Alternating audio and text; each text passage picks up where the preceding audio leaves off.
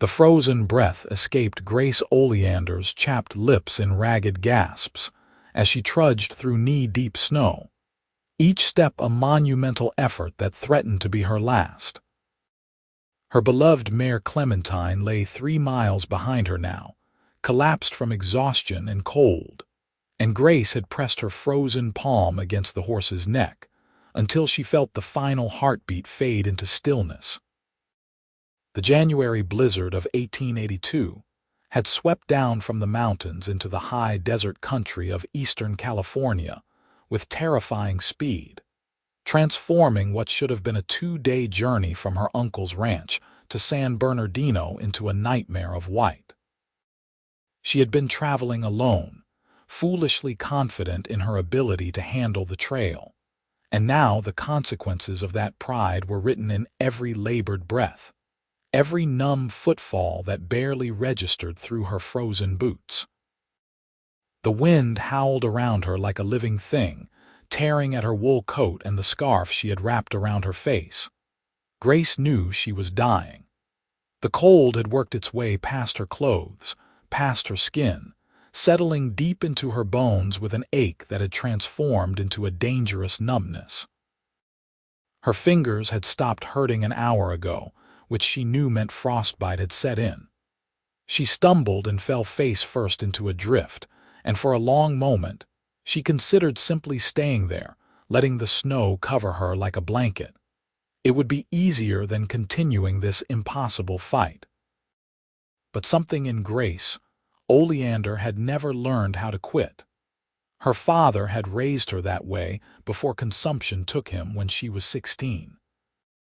Her mother had died bringing her into the world 22 years ago, and Grace had grown up understanding that life was hard and unforgiving, but that surrender was never an option. She pushed herself up, spitting snow from her mouth, and forced her legs to move again. 1 foot, then another. 1 foot, then another. She did not hear the horse approaching until it was nearly upon her. The sound of hooves in snow was muffled, dreamlike, and when she turned her head, she thought perhaps she was hallucinating. A dark shape emerged from the swirling white, resolving into a rider on a massive bay horse. The man was bundled against the cold, his hat pulled low, a thick scarf covering the lower half of his face. For a moment, Grace simply stared, unable to process that another human being actually existed out here in this frozen wasteland. "Jesus Christ," the man said, his voice rough with shock. He dismounted in one fluid motion, his boots hitting the snow with a soft thump. "What the hell are you doing out here on foot?" Grace tried to answer, but her jaw was too frozen to form words properly. What came out was an incomprehensible mumble. Her legs chose that moment to give out entirely, and she felt herself pitching forward. Strong hands caught her before she hit the ground, and suddenly she was being held upright by this stranger, his face now close enough that she could see concerned gray eyes above the scarf. "How long have you been walking?" he demanded, but Grace could only shake her head weakly. He cursed again, then made a decision. "My horse. You are taking my horse. There is a line shack about 4 miles southwest of here. You follow this ridge, you will find it. There is firewood and supplies. Do you understand me?" Grace's frozen mind struggled to process his words. He was giving her his horse, his horse. In a blizzard like this on foot, he would likely die. She tried to shake her head, tried to protest, but he was already helping her toward the bay. "I cannot," she managed through numb lips. "You will die." "I know this country," he said firmly. "I have walked worse. You have not. You will not make it another mile on foot." He lifted her bodily into the saddle, and Grace nearly fell off the other side before catching herself on the horn. Her hands refused to close properly around the reins, and he had to wrap them around her wrists, tying them loosely so she would not lose them. "His name is Copper. He is a good horse. He knows the way home, so just hold on and give him his head. He will get you there." "What about you?" Grace asked, her voice cracking. "I will be right behind you," he said, but there was something in his tone that suggested he was not entirely certain of that. "Go. Now. Before this gets worse." He slapped Copper's rump, and the horse started forward with a jolt that nearly unseated Grace. She clung to the saddle horn with her tied hands, too weak to do anything but trust the man's words. The horse did seem to know where he was going, picking his way through the snow with steady determination. Grace looked back once and saw the man already fading into the white, a dark figure that grew smaller and smaller until the snow swallowed him entirely. The ride to the line shack was a blur of pain and cold. Grace drifted in and out of consciousness, jerking awake each time she felt herself sliding from the saddle. True to the stranger's word, Copper seemed to know exactly where he was going, following some trail that was invisible to Grace's eyes. When the small wooden structure finally emerged from the storm, Grace wanted to weep with relief. The horse stopped at the door and stood patiently while Grace struggled to free her hands from the reins. Her fingers were too numb to untie the knots, and she had to use her teeth, pulling at the leather with desperate determination. She half fell from the saddle, stumbling to the door of the shack. It was unlocked, swinging open at her push, and Grace staggered inside. The interior was dark and cold, but it was shelter from the wind, and that alone felt like a miracle. She stood there for a long moment, shaking uncontrollably, before her mind cleared enough to remember the horse. Copper was still standing outside, snow accumulating on his back. There was a lean-to attached to the side of the shack, and Grace managed to lead the horse into it. The space was small but dry, protected from the worst of the wind. She found a dusty blanket hanging on a nail and threw it over Copper's back with trembling hands. There was even some old hay in the corner, and the horse immediately lowered his head to eat. Back inside the shack, Grace found a small wood stove and a supply of dry wood stacked against the wall. Her hands were shaking so badly she could barely hold the matches, and it took 6 attempts before she managed to light one and get it to the kindling she had arranged in the stove. The tiny flame caught, grew, and Grace fed it carefully until she had a small fire burning. She closed the stove door and huddled in front of it, holding her hands as close to the heat as she dared. The warmth was agony. As feeling returned to her extremities, the pain was so intense that Grace cried out, tears streaming down her face. She forced herself to remove her boots, terrified of what she would find. Her toes were white and waxy, but after several minutes by the fire, color began to return to them. The pain was excruciating, but it meant they were not dead. She might keep them after all. As the shack warmed and Grace's body began to thaw, her thoughts turned to the man who had given her his horse. He had saved her life. There was no question about that. Without Copper, she would have died in the snow within the hour. But what about him? Was he lying frozen somewhere out in the blizzard? The thought made her sick with guilt and worry. She found some canned goods on a shelf and managed to open a tin of beans with a rusty can opener. She ate them cold, too exhausted to heat them up, and the food helped restore some of her strength. There was a narrow cot with a thin mattress, and Grace pulled it close to the stove before collapsing onto it. She told herself she would only rest for a few minutes, that she needed to stay awake in case the man arrived, but exhaustion claimed her almost immediately. She woke to the sound of the door slamming open. Grace jerked upright, disoriented and frightened as a snow-covered figure stumbled into the shack. The man from before, she realized, relief flooding through her. He was alive. He had made it, but he was in terrible shape. Ice caked his clothing and clung to his eyebrows and the stubble on his jaw. He was shaking violently, his movements uncoordinated as he pushed the door closed behind him. He tried to speak, but his teeth were chattering too hard to form words. Grace forced herself to move, though her own body was still weak and sore. She helped him to the cot, her hands fumbling with the buttons of his heavy coat. The fabric was frozen stiff, making it difficult to remove. She finally got it off him, then his vest and the shirts beneath. His skin was like ice under her hands, his lips blue with cold. "You need to get warm," she said, stating the obvious because she did not know what else to say. She piled every blanket she could find onto him, then added more wood to the stove until the fire was roaring.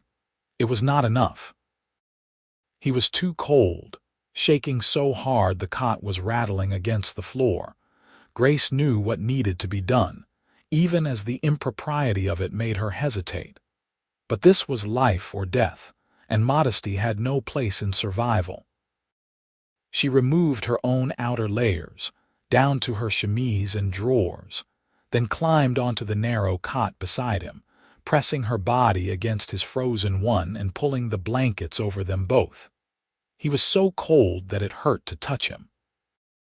Grace wrapped her arms around him, sharing what warmth she had, and felt him shaking against her. Minutes passed, then longer, and gradually his shaking began to subside. His skin warmed against hers, and his breathing, which had been fast and shallow, began to deepen and slow. "Thank you," he mumbled, the first coherent words he had managed since arriving. "You saved my life," Grace said quietly. "I am just returning the favor." They lay like that for a long time, pressed together under the blankets, listening to the wind howl outside. The intimacy of their position was not lost on Grace, but it felt strangely natural, as if holding this stranger was the most normal thing in the world. Eventually, she felt him relax completely, his breathing evening out into the rhythm of sleep. She should have moved away then, returned to her own space, but the warmth between them was too precious to sacrifice, and she was still so tired. Her eyes drifted closed and she slept. When Grace woke again, gray daylight was filtering through the gaps in the shuttered window. The storm had quieted, the wind reduced to an occasional gust. She was still lying against the cowboy, his arm now draped over her waist in a gesture that felt possessive even in sleep. She could see his face properly for the first time, no longer hidden by scarves or twisted with cold. He was perhaps 26 or 27, with strong features and a few days' worth of dark stubble on his jaw. There was a scar through his left eyebrow, giving him a slightly dangerous look even in repose. As if sensing her gaze, his eyes opened. They were gray, she confirmed, the color of storm clouds. For a moment they simply looked at each other, faces inches apart, and Grace felt something stir in her chest that had nothing to do with gratitude or survival. "Good morning," he said, his voice rough from sleep. "Good morning," Grace replied. "How do you feel?" "Like I walked 4 miles through a blizzard," he said, but there was a hint of humor in his tone. "But alive, thanks to you." "Thanks to each other, I think," Grace said. She became suddenly aware of how improper their position was, her in her undergarments pressed against this man's bare chest, and felt heat rise to her face. She started to pull away, but his arm tightened around her waist, holding her in place. "Are you warm enough?" he asked, his eyes searching hers. "Your fingers and toes, are they all right?" "I think so," Grace said. "Painful, but I do not think I lost anything to frostbite." "Good."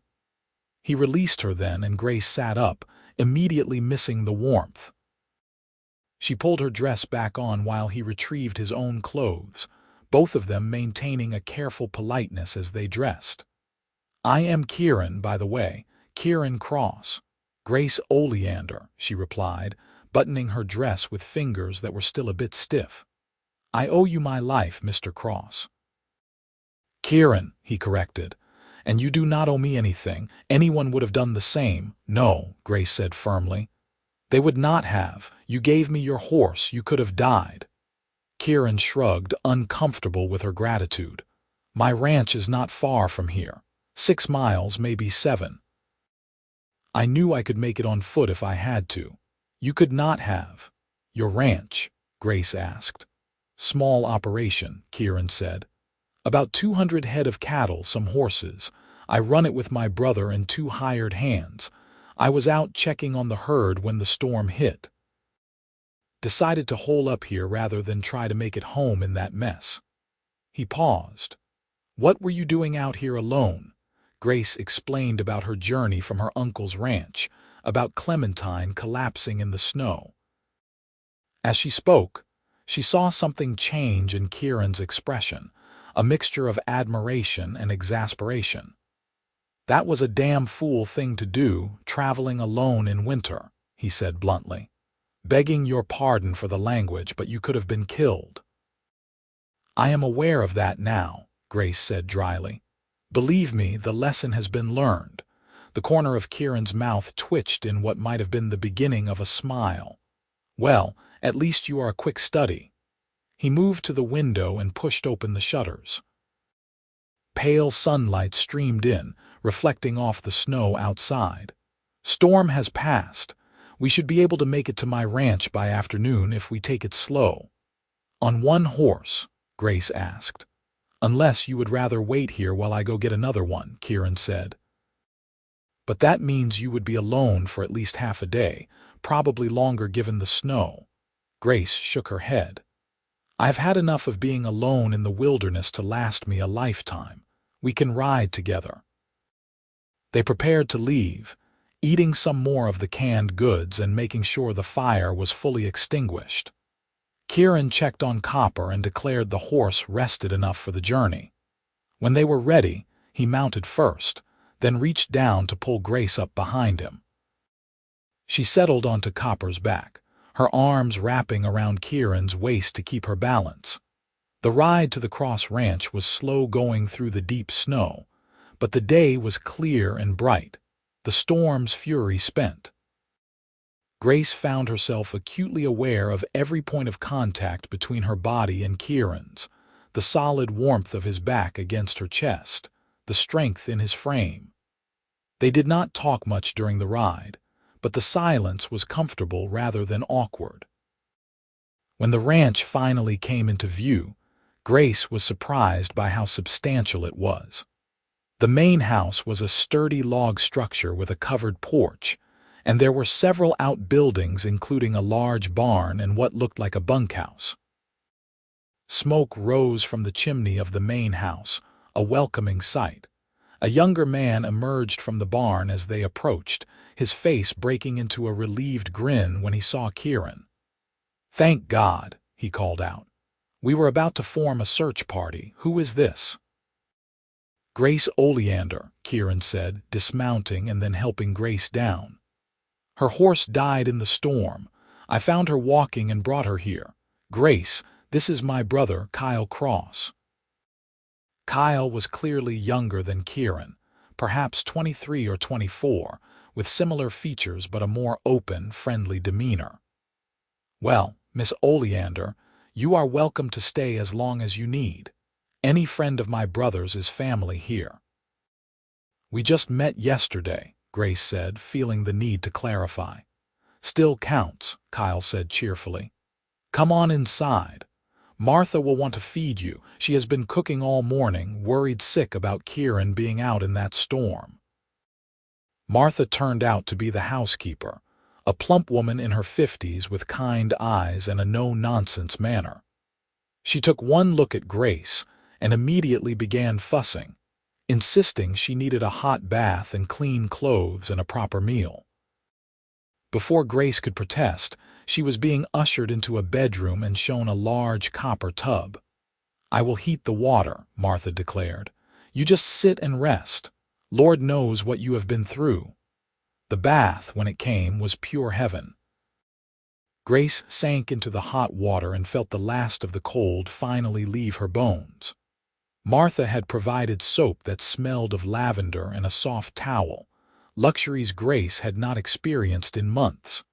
When she finally emerged, wrapped in the towel, she found a clean dress laid out on the bed. It was simple but well made, probably belonging to Martha, and though it was a bit large on Grace's slender frame, it was warm and comfortable. Dinner that evening was a lively affair. Besides Kieran, Kyle, and Martha, there were two ranch hands named Tom and Ed, both weathered men in their 40s who had worked for the Cross family for years. They ate roast chicken and potatoes and fresh bread, and the conversation flowed easily, full of ranch gossip and teasing between the brothers. Grace found herself watching Kieran more than she should. In the warm light of the house, cleaned up and relaxed, he was even more handsome than she had realized. But it was more than his appearance that drew her. It was the way he listened when others spoke, really listened. The way he was quietly authoritative without being domineering. The way his rare smiles transformed his entire face. After dinner, Kyle pulled out a fiddle and played while Martha sang old songs in a surprisingly sweet voice. Grace sat by the fire, feeling more content than she had in a long time. This house, this family, had a warmth that had nothing to do with the blaze in the hearth. When she finally retired to the guest room, Grace lay in the comfortable bed and stared at the ceiling, thinking about Kieran Cross. She barely knew him, had met him less than a day ago, but something had shifted inside her out there in the snow and the lined shack. Some connection had formed that she did not fully understand but could not deny. Over the next few days, as the snow slowly melted and Grace regained her full strength, she found herself falling into the rhythm of ranch life. Martha was grateful for the help, and Grace threw herself into cooking and cleaning, needing to feel useful after being such an imposition. But she was not confined to the house. Kyle taught her to rope fence posts they were repairing near the barn, and Tom showed her how to curry the horses properly.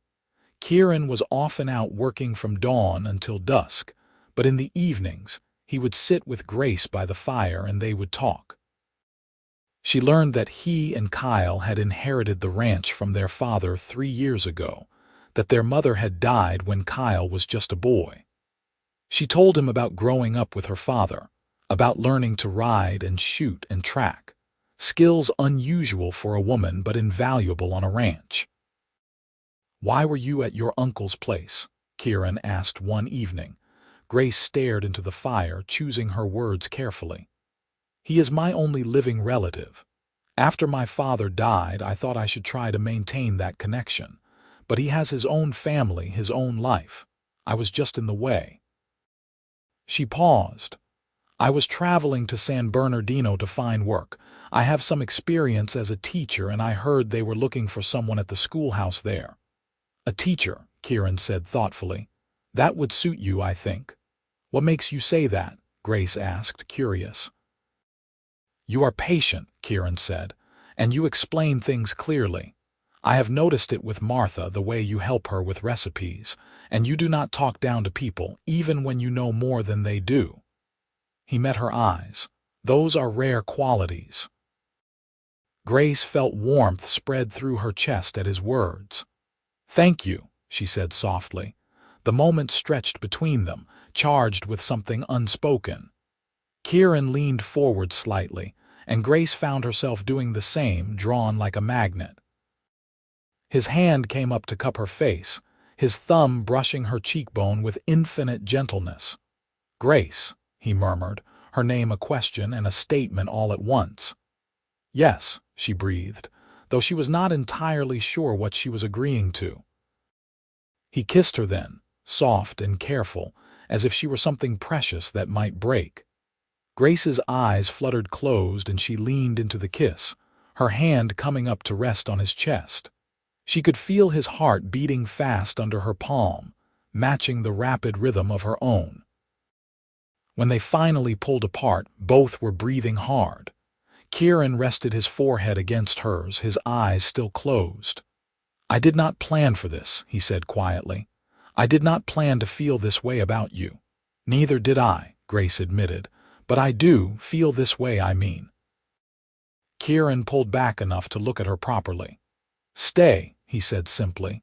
Do not go to San Bernardino. Stay here with me. Kieran, Grace began, but he pressed a finger gently to her lips. I know it is fast, he said. I know we barely know each other. But I have never felt like this before, Grace, not once in my life, and I do not want to let you go. His gray eyes were intense, burning with sincerity. Stay, get to know me, let me get to know you properly. And if after a few months you still want to leave, I will take you to San Bernardino myself. But give us a chance. Grace's heart was pounding so hard she thought it might burst from her chest. Everything about this was improper, too fast, too sudden. She should say no. She should insist on leaving, on maintaining her independence and her plans. But when she looked into Kieran's eyes, she saw her own feelings reflected back at her. This strange, intense connection that had formed between them in the crucible of survival. And she realized she did not want to walk away from it any more than he did. All right, she said. I will stay. The smile that broke across Kieran's face was like the sun emerging from behind clouds. He kissed her again, deeper this time, his arms wrapping around her and pulling her close. Grace melted into his embrace, feeling like she had finally found something she had not even known she was searching for. The next few weeks passed in a blur of happiness. Grace settled fully into life at the ranch, no longer a guest but a part of the family. She and Kieran spent every free moment together, talking and laughing and learning each other. He taught her to throw a lasso properly, and she taught him the card games her father had shown her. They went riding together when the weather permitted, Kieran showing her the boundaries of his land and pointing out the features he loved. Kyle teased them mercilessly, but his eyes were warm with approval. About time my brother found someone, he told Grace one afternoon while they were mending tack in the barn. He has been alone too long, carrying all the responsibility for this place on his shoulders. It is good to see him happy. I am happy too, Grace said, and realized how profoundly true it was. She had not expected to find love, had not even been looking for it, but it had found her anyway in the form of a cowboy in a blizzard. As winter gave way to early spring, Kieran proposed. It was not a grand gesture, no elaborate planning. They were sitting on the porch watching the sunset paint the sky in shades of orange and pink, and he simply turned to her and said, "Marry me, Grace, make this official, be my wife." "Yes," Grace said without hesitation. "Yes, absolutely yes." They were married in early April in the small church in the nearest town, with Kyle standing as best man and Martha crying happy tears. Grace wore a dress Martha had sewn for her, cream-colored with delicate lace at the collar and cuffs. Kieran wore his best suit and looked so handsome that Grace's breath caught when she saw him waiting at the altar. The ranch hands had decorated the house with wildflowers for their return, and that night they celebrated with music and dancing and more food than a dozen people could possibly eat. When Grace and Kieran finally retreated to the bedroom they would now share, Grace was nervous but excited, ready to begin this new chapter of her life as Mrs. Grace Cross. Their wedding night was tender and passionate, Kieran treating Grace with a gentleness that made her feel cherished. Afterward, they lay tangled together in the darkness, and Grace traced the scar through his eyebrow with one finger. "How did you get this?" she asked. "Ornery calf when I was 15, Kieran said with a chuckle. "Caught me right in the face with its hoof." Kyle laughed so hard he nearly fell off the fence. Grace laughed too, imagining a younger Kieran learning the hard way about cattle. "I am glad you kept the scar," she said. "It suits you." "I am glad you like it," Kieran murmured, pulling her closer. "I love you, Grace Cross." "I love you too," Grace whispered back, and felt the truth of it resonate through her entire being. Life as a rancher's wife was not easy, but Grace threw herself into it with determination.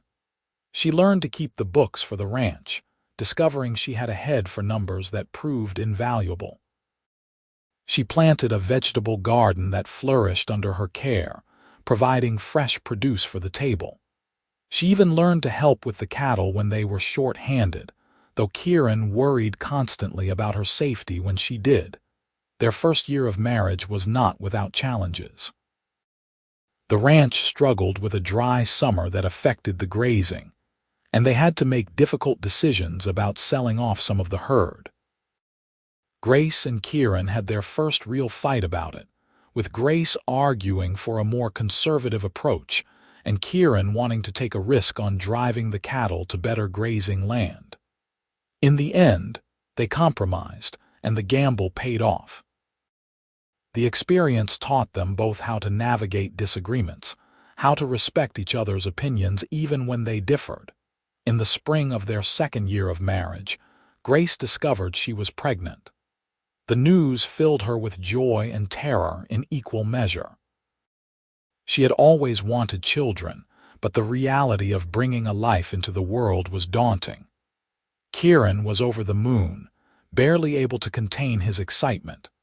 Kyle immediately declared himself the future favorite uncle and began whittling a cradle in his spare time. The pregnancy was difficult.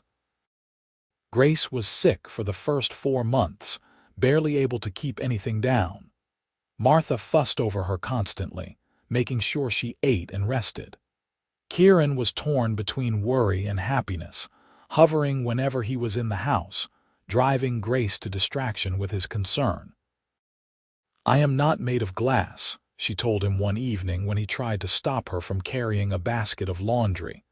"Women have been having babies since the beginning of time." "Not my baby," Kieran said stubbornly. "Not my wife. Let me help." Grace sighed but could not help smiling. His protectiveness was annoying but also endearing. She took his hand and placed it on her belly where the baby was starting to show. "Your son or daughter is fine," she said gently. "And so am I. I promise to tell you if I need help, but you have to trust me to know my own limits." Kieran nodded, though Grace could see the worry still lingering in his eyes. She kissed him softly and felt him relax against her. They would navigate this together, just as they had navigated everything else. In November of 1883, on a cold night with stars blazing in the clear sky, Grace went into labor. It was long and painful and terrifying, with Martha and the doctor from town coaching her through each contraction. Kieran paced outside the bedroom door, looking so pale and worried that Kyle had to physically restrain him from barging in several times. After 14 hours of labor, Grace gave birth to a healthy baby boy. When Kieran was finally allowed in the room and saw his son for the first time, tears streamed openly down his face.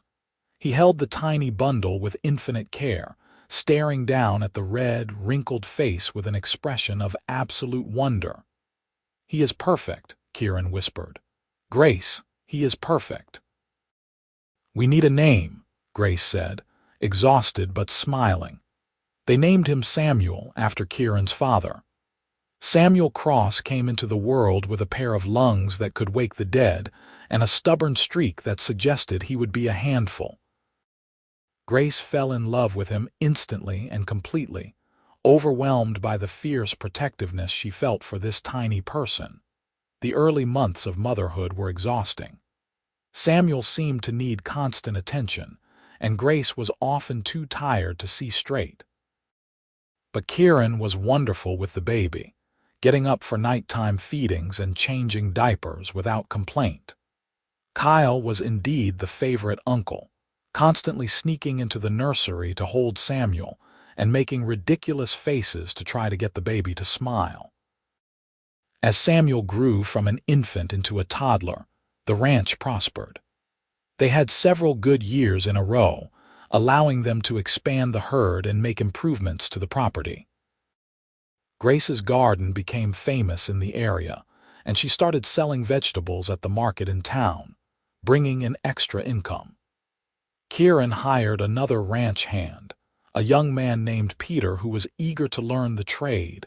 When Samuel was 3, Grace became pregnant again. This time the pregnancy was easier, and in the summer of 1887 they welcomed a daughter into the family. They named her Rose, and she was the image of Grace with the same dark hair and delicate features. If possible, Kieran was even more smitten with his daughter than he had been with Samuel. "She has me wrapped around her finger already," he told Grace one night as he rocked the baby to sleep. "And she is only 2 weeks old." Grace laughed. "Wait until she is old enough to ask you for things. You will never be able to say no." "Probably not," Kieran agreed, grinning. Life settled into a comfortable rhythm. The children grew, Samuel becoming a serious, thoughtful boy who loved helping his father with the cattle, and Rose turning into a spirited little girl who could charm anyone with her smile. The ranch continued to thrive under Kieran and Grace's management, and they became respected members of the community. On their 10th wedding anniversary, Kieran took Grace back to the line shack where they had sheltered from the storm. It was a warm spring day, completely unlike that frozen night so long ago. They stood in the small space, looking around at the place where their story had truly begun. "You ever regret it?" Kieran asked quietly. "Staying here instead of going to San Bernardino? Becoming a rancher's wife instead of a teacher?" Grace turned to face him, taking his hands in hers. "Never," she said firmly. "Not for one single moment. You gave me your horse that day, Kieran, but you gave me so much more than that. You gave me a home, a family, a life I never dreamed I could have." She reached up to cup his face. "I love you more now than I did the day we married, and I did not think that was possible." Kieran kissed her deeply, and Grace felt the same spark she always felt when he touched her, that electric connection that had formed between them in the snow and had only grown stronger with time. When they finally pulled apart, both were smiling. "Come on," Grace said, tugging his hand. "We should get back. Martha is probably pulling her hair out trying to keep Samuel and Rose out of trouble." They rode back to the ranch together on Copper, who was getting old now but still steady. As the house came into view, Grace saw Samuel and Rose playing in the yard, their laughter carrying on the breeze. Kyle was teaching them to rope a fence post, and Martha was hanging laundry, periodically calling out advice. This was her life, Grace thought. This beautiful, messy, perfect life. She had been lost and freezing and dying in the snow, and Kieran Cross had found her and given her not just his horse but his heart. Everything she had now, everything she loved, had grown from that single act of kindness and courage. "What are you thinking about?" Kieran asked, feeling her arms tighten around his waist. "Everything," Grace said. "How lucky I am. How a blizzard that should have killed me brought me to you instead. How strange and wonderful life can be." "I am the lucky one," Kieran said softly. "The luckiest man alive." As they dismounted and their children ran to greet them, faces bright with joy, Grace knew that both things were true. They were both lucky, blessed by whatever force had brought them together in that frozen wilderness. From death and cold had come warmth and life and love beyond measure. The years continued to pass, marked by the changing seasons and the growth of their children. Samuel grew into a fine young man, responsible and hardworking like his father. At 18, he was already taking on major responsibilities around the ranch, and Kieran trusted him with decisions that would have been his alone just a few years earlier. Rose at 15 was a beauty with her mother's intelligence and her father's determination. She had declared her intention to become a veterinarian, much to everyone's surprise, and was already helping the local animal doctor whenever she could. Kyle eventually married a sweet woman named Emily from town, and they built a house on the far side of the ranch property. They had 4 children of their own, and family dinners became large, chaotic affairs that Grace loved orchestrating. Martha had retired but still came by regularly, unable to stay away from the family she considered her own. On quiet evenings, when the work was done and the children were occupied with their own pursuits, Grace and Kieran would sit on the porch and watch the sunset, just as they had done so many times before. His hair was graying now at the temples, and Grace had smile lines at the corners of her eyes, but to each other they were as beautiful as the day they met. "You remember," Grace said one such evening, "when you told me that anyone would have done what you did, given me their horse." "I remember," Kieran said. "You were wrong," Grace said, leaning her head on his shoulder. "Not everyone would have done that, but you did, and it changed everything." Kieran wrapped his arm around her, pulling her close. "Best decision I ever made," he said. "Well, that and asking you to marry me." "And having children," Grace added. "And having children," Kieran agreed. "And expanding the ranch and building the new barn and getting that bull from Kansas." And Grace laughed and pressed her hand over his mouth. "I get the point. You have made many good decisions." Kieran kissed her palm, his eyes dancing with humor. "All because I found a stubborn woman walking through a blizzard," he said. "Everything good in my life started that day." "Mine too," Grace said softly. They sat in comfortable silence as the sky turned from gold to purple to deep blue, stars beginning to emerge one by one. From inside the house came the sound of Rose practicing piano, the notes drifting out through the open windows. Samuel's voice called something to one of the ranch hands, and someone laughed in response. This was what happiness looked like, Grace thought. Not a single perfect moment, but a lifetime of moments strung together like beads on a string. The hard times and the good times, the laughter and the tears, the ordinary days and the extraordinary ones. All of it was precious. All of it mattered. As the evening deepened into night, Grace and Kieran remained on the porch, reluctant to go inside and break the spell of the moment. They had been given an extraordinary gift that day in the snow, though neither had recognized it at the time. They had been given each other, and from that gift had grown a life rich with love and meaning. When they finally did go inside, it was hand in hand as they always were. Together they had built something beautiful and lasting, a legacy that would continue long after they were gone. The ranch would pass to Samuel one day, and he would raise his own family here, creating new memories and new traditions. Rose would make her mark on the world in her own way, carrying forward the values her parents had instilled in her. But tonight was just for them, for the two people who had found each other in the most unlikely of circumstances. Grace looked at Kieran as they climbed the stairs to their bedroom, this man who had given her his horse and his heart and his life, and felt her own heart swell with gratitude and love. "I love you," she told him, as she had told him countless times over the years. "I love you too," Kieran replied, as he always did. "Today and always." They closed the bedroom door behind them, shutting out the world for a few precious hours. Tomorrow would bring new challenges and new joys as every day did. But they would face it together, as they had faced everything else since that frozen day in January of 1882. The story that had begun with a dying horse and a desperate walk through snow had become a love story for the ages. It was written in the land they had worked together, in the children they had raised, in the life they had built from nothing but determination and devotion. And it would continue long after they were gone, a testament to the power of one person's kindness and another's courage.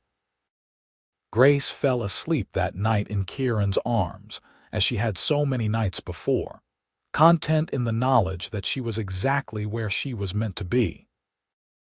The blizzard had been terrifying. Her horse dying in the snow had been tragic, but all of it had been necessary to bring her to this moment, to this life. to this love, and she would not change a single thing.